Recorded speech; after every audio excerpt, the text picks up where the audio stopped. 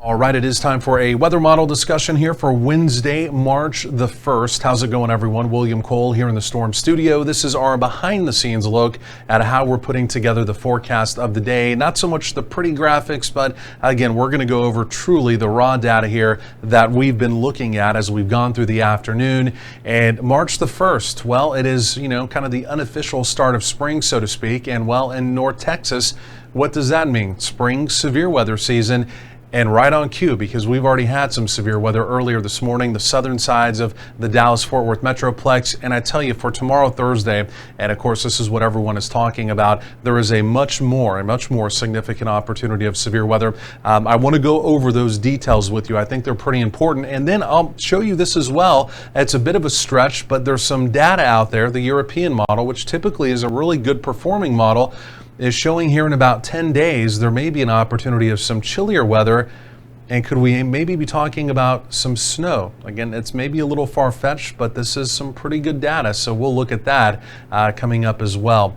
But let's just go and dive into this and see what we have going on out there again on this Wednesday. And we'll just start with the live cam there. Of course, obviously looking at downtown Dallas, it's been cloudy. Of course, we had the morning rain, the morning storms. Not everyone, though, truly saw thunderstorm activity this morning. Again, it was mainly southern Tarrant County, southern Dallas County, where the warnings were. And again, the main concern earlier this morning was hail. And in fact, down in Hood County, we did have a report of some ping pong ball size hail. Outside of that, a lot of reports came in off the wire of quarter to right around $half size hail. But again, regardless, we had a pretty little potent round of severe weather that developed fairly quickly. I got down here to the studio at about 6:45, and literally I wasn't here more than maybe 1 or 2 minutes, and we were literally having to go on the air with that first warning. So we were rocking and rolling down here this morning as well. There's a look at temperatures. Again, because of the clouds, because of some of the rain that we've seen throughout the day, temperatures have not moved a whole lot. I was forecasting 75 for a daytime high. We did make it into the 70s. We're not going to make 75, though. You can see our southern counties over into our eastern counties. It is markedly warmer there, but again, elsewhere, again, locations that saw rain, simply put, the temperatures did not move a whole lot. So not a bad looking day. Again, now that the rain and storms are over, it's cloudy, and again, temperatures truly for this time of year about where they should be. Okay, so let's go and really dive into this now. I know this is what you guys are wanting to talk about. So let me do this. Let me go and pull up. This is just our web browser, and we're just looking at the next lab here, first of all. And this is what we call the water vapor imagery, right? This is good for finding areas of spin, areas of vorticity, areas of low pressure that are potentially inbound. And well, we found one. It's currently out in Southern California. In fact, earlier today, it was really east of the San Francisco Bay Area. It's now dove down through California. It's now in Southern California. You can see the little curly Q. And we finally got the telestrator fixed. We were having a few issues with that, but that's the area spin. That's what I'm talking about right there. So that will be coming out as we get into tomorrow. And that's one of the ingredients we're going to be looking at to, again, give us that opportunity of active weather. And tomorrow, again, unfortunately, it's going to be in the form of some severe weather. So let's go look at the Storm Prediction Center outlook. We'll run through this stuff here too. Again, number one for today, there has been an outlook throughout the day today. It's green. That's a marginal risk, right? Marginal means a couple of isolated severe storms, 1 or 2. They could be really severe, but still just 1 or 2 storms, right? Or maybe even no storms.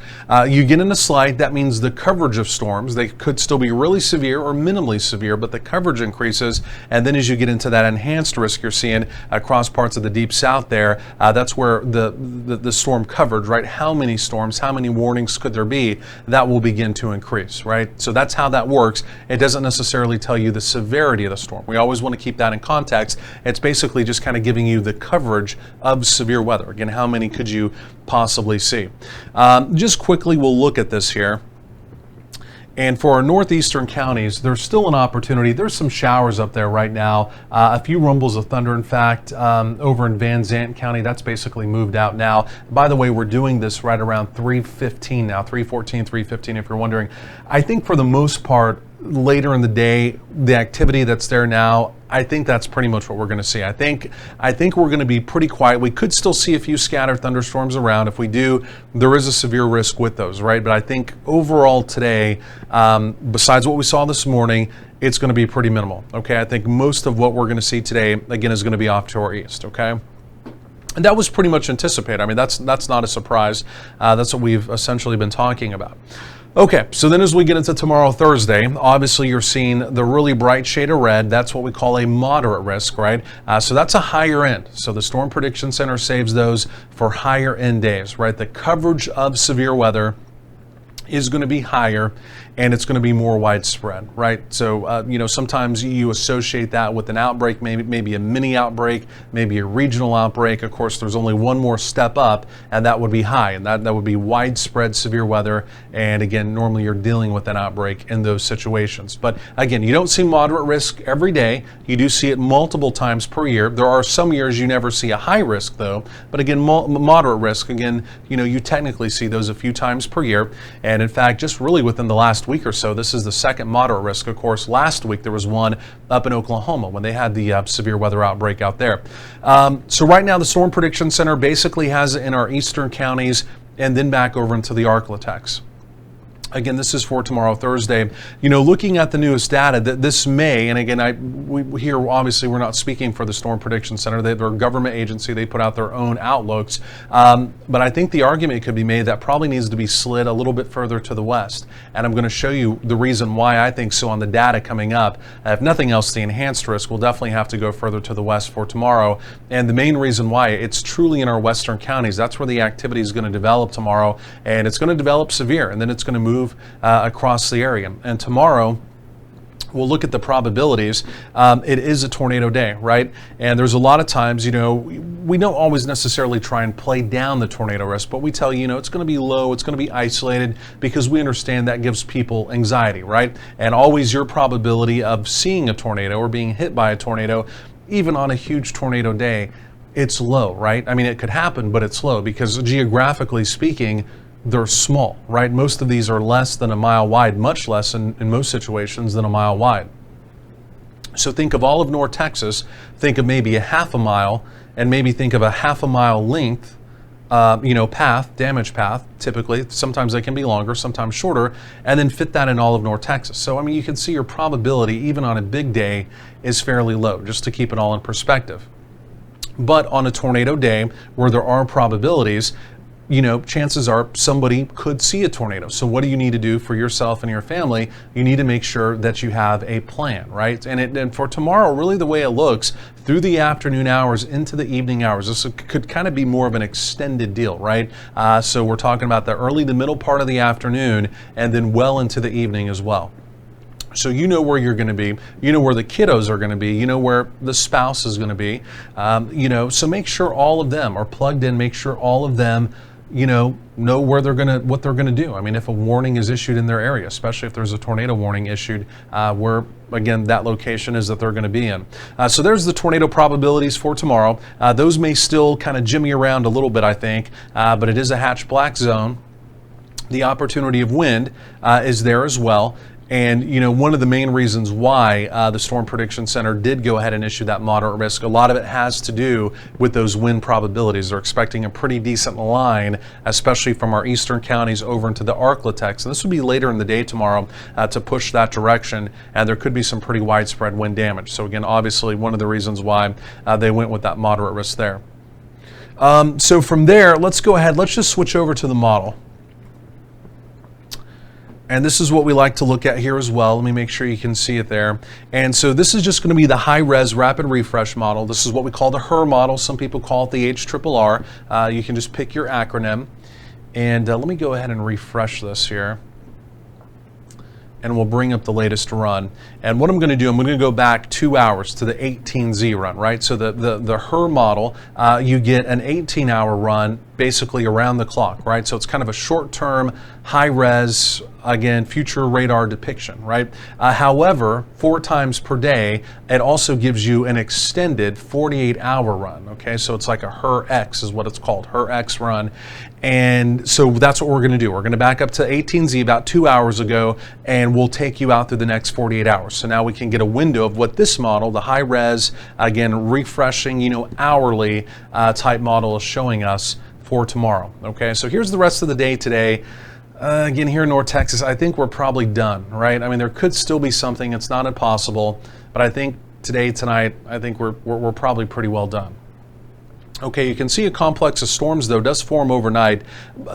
From Waco south tomorrow morning, even down towards Austin, there's going to be activity. Some of that may clip our far southern counties in the morning, okay? So we'll keep our eye on that, but the way it looks now, that stays south of the main body of North Texas, okay? Because one of the things you're looking at, if you ever have an opportunity for severe weather, especially higher end severe weather, the one thing you always look at is the opportunity of morning rain, morning storms that wash out the atmosphere. Sometimes that can be a big limiting factor, okay? The other thing we look at always is the cap.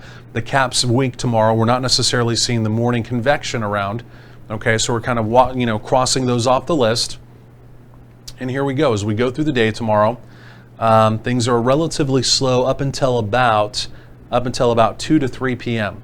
2 to 3 p.m., the way it looks right now, we're going to begin to get activity to develop. So it's a little bit earlier in the afternoon. Sometimes when we have, a pretty solid cap, we may have to wait till 4 or 5 p.m. till things break the cap and erupt, right? It's been suppressed all day. Not so much the case tomorrow. The cap is weak enough that once the lift begins to arrive, again, we're going to have storms go up in a pretty primed environment the way it looks. Okay, so let me just roll this through time. And that right there is by about 4 p.m. So a couple things going on. Right now, and again, this will continue to change. This is not matter of fact at this point, right? This is just continuing to give us an idea. Again, in 6 hours, this will look different. As we get into tomorrow morning and early afternoon, it will continue to look different. Once we get to a certain point tomorrow, it's going to be pretty spot on. It's never obviously completely spot on. It's a model, right? But at some point tomorrow, we're going to have a pretty good idea. I think we have a pretty good idea now as well. But again, just keep in mind the placement of the storms. It is not exactly where it's going to be tomorrow at this point, okay? So what we have, at least at this point, what the model is thinking, is we have, number one, a broken line of supercells developing to the west of the Dallas-Fort Worth Metroplex. On the eastern fringes of the Dallas-Fort Worth Metroplex, we also have some additional activity ahead of the main line. Supercell in nature there as well, supercellular in nature, okay? Right now it's kind of splitting the Metroplex early before it all moves in. Again, this will continue to change some. But regardless, by 2 p.m. across a large part of North Texas, weather is going to begin to brew, okay? Severe weather is going to begin to brew tomorrow.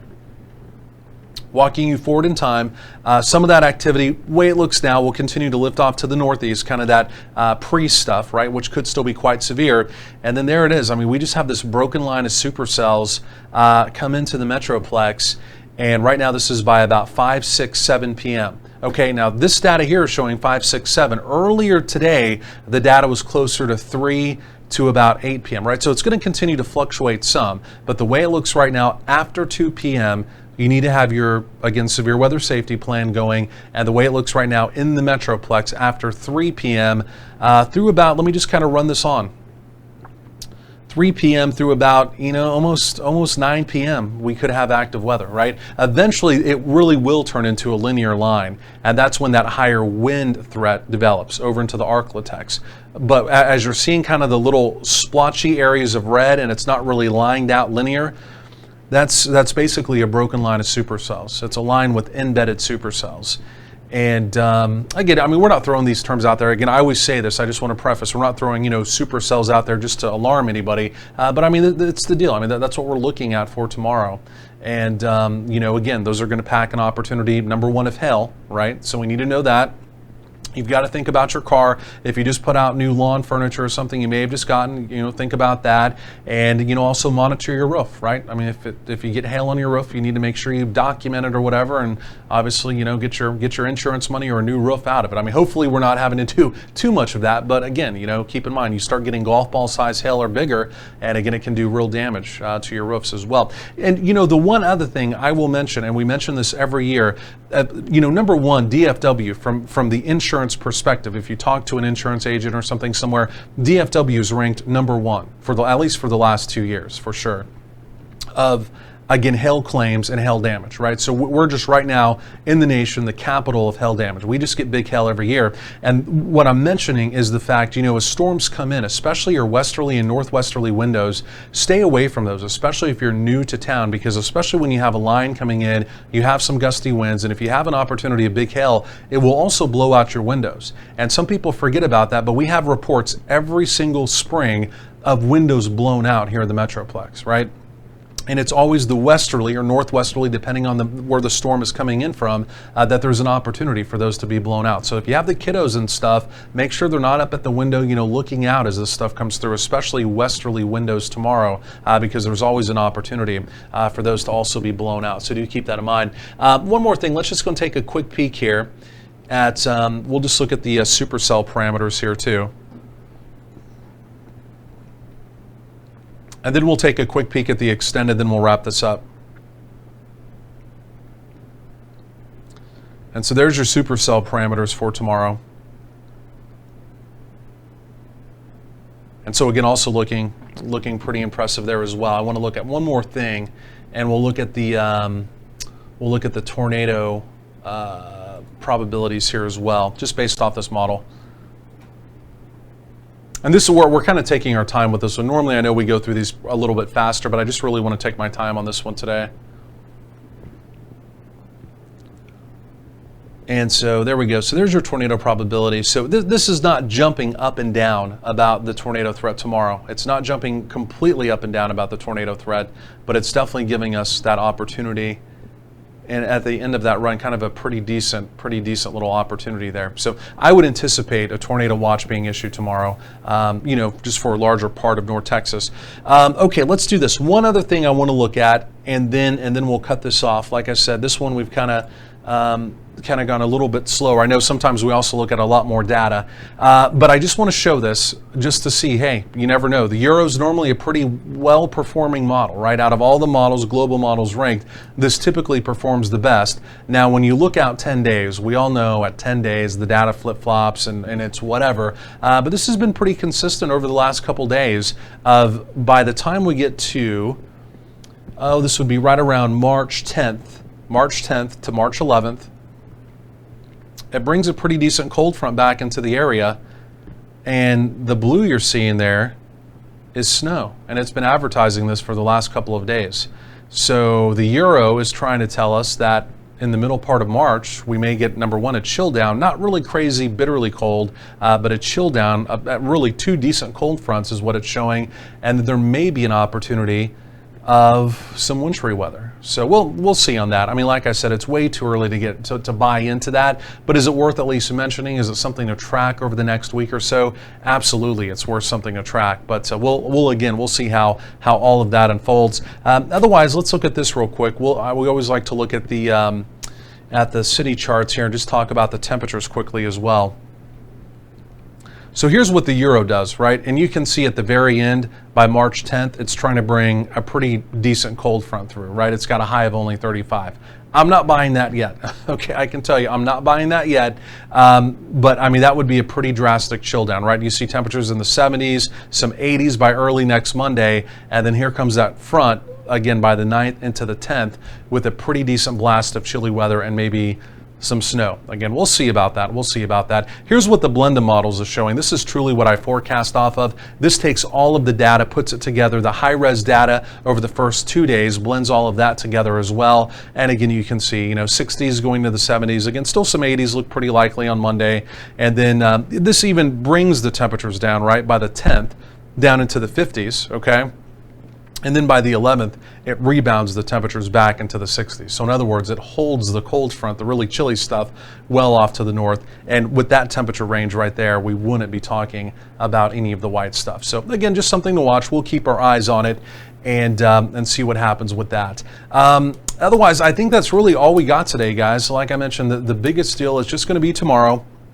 And it is going to be, like I mentioned, really after 2 p.m. But here in the Metroplex, it appears right now 3 p.m. on into the evening, an opportunity of active weather, right? So again, hail, wind, and again, a tornado potential as well. It's worth mentioning one more time, you, your kiddos, again, the spouse, whatever it is, make sure everyone has, again, a weather safety plan, severe weather safety plan, regardless of where they're going to be tomorrow. We'll have live coverage. Team of trackers will be out, live video, all that kind of fun stuff. We'll be doing it here, so feel free to join us for that. Also, our mobile app, our free mobile app, feel free to download that too.